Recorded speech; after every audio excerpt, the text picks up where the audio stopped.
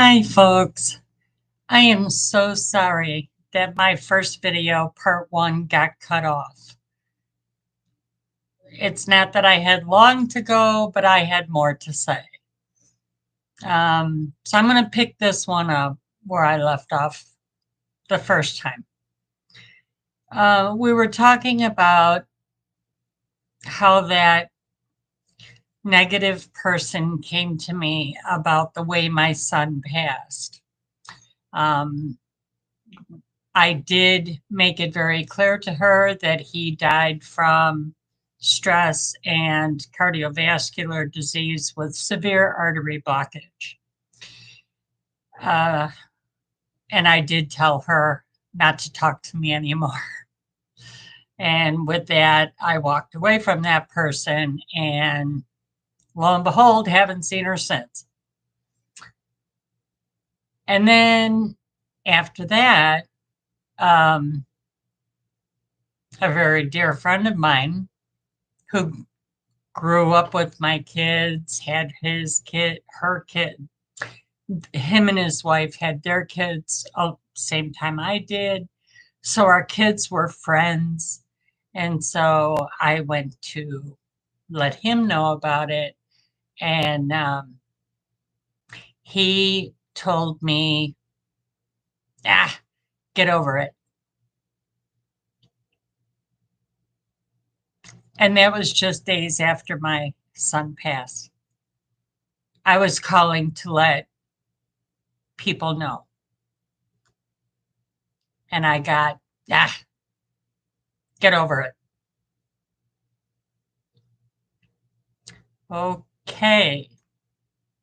End of that friendship. Mind you, he has kids same age as mine. I wonder if he would think the same way. God forbid something happen. I don't think so.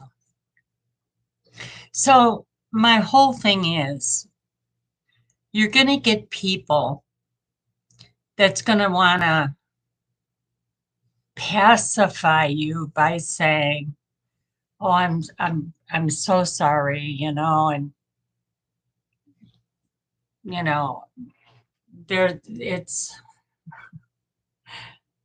they're not going to know what to say to you, and they're going to say, "I'm so sorry, I hope things get better," and then they'll move away as quick as possible because they don't know what else to say, and they don't want to keep going. So, I mean, what do you say next? So, how's life going for you? Yeah, no, you can't do that. So, you're going to get people that are going to avoid you because of their lack of words. They already know in their head. They have not gone through that level of grief. They can't even compare that level of grief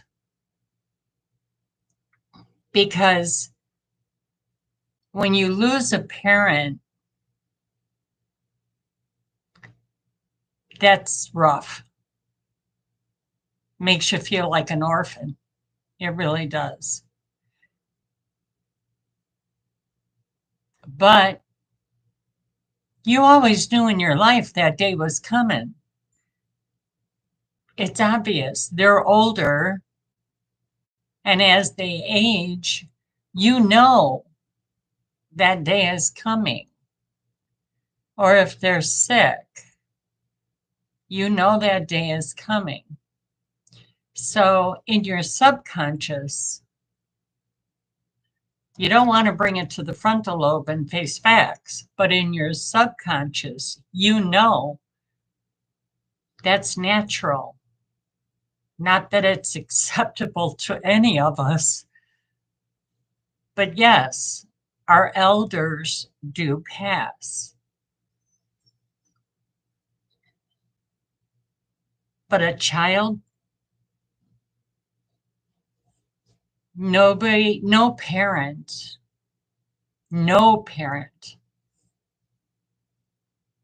ever expects to bury their children. Never. But it happens. It happens at birth. It happens throughout childhood. Accidents happen. Sicknesses happen. And it, many parents, we might not know them, but many parents have to go through this. And it is the toughest, and it is the toughest pain out of all the deaths. And I've had family. My mother's family was large, father's family was large. And ever since I was the age of 4, it was like every 2 years, my aunts and uncles were dying off. My grandparents were dying off. Just every couple of years, it was like a pattern. Me and my family, my siblings, well, a year and a half's gone by. Who's next? It's a hell of a way to look at it, but it's just the pattern of life. And so it's kind of hard to cope. And each reason of grief is so very different. The grief of losing your home, I can't even imagine how many things could I possibly grab that are precious to me as my home is burning, or as I'm trying to escape a devastating event. It's horrific. Things that can never, ever, ever be replaced. And you watch it all either float away or burn up. It's a whole different level of grief. Yes, you're grateful for life, but in life, in our homes, is memories of our past. So that's a rough one. And then a divorce, a breakup. Think of a devastating divorce. Think of a devastating divorce. And you got to move, you got to split the kids, visitation, child support. Oh my God, there's a whole bunch of crap that goes in that, and people they think it's just paperwork and cut and dry, and unless you've been through it. I've been through it twice, and watched my other son go through a ugly, ugly, nasty divorce. Ugly, ugly. So there's that kind of grief, and there's no consoling that grief. There just isn't, But when people come to you and they make remarks, and you got your know-it-alls, oh, you should do this, this, and this, and don't listen to that person over there. You do this, this, and this, and pick up your life where you left off, and carry on. And they have no concept of your inner heart and the thoughts that you're dealing with. They have no concept. So the basis of this whole video was to assure you that your grief is your journey, no matter what kind of grief it is. It is your journey.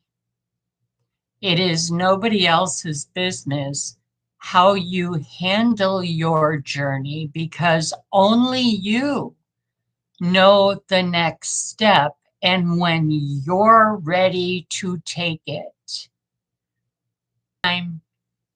No, not with grief. And you have to take things one step at a time. And you can't take the second step until your heart and soul feel like you completed the first step well enough and you feel ready. Nobody else is going to know that feeling. Don't listen to anybody else. If you've got a good enough friend that you can confide in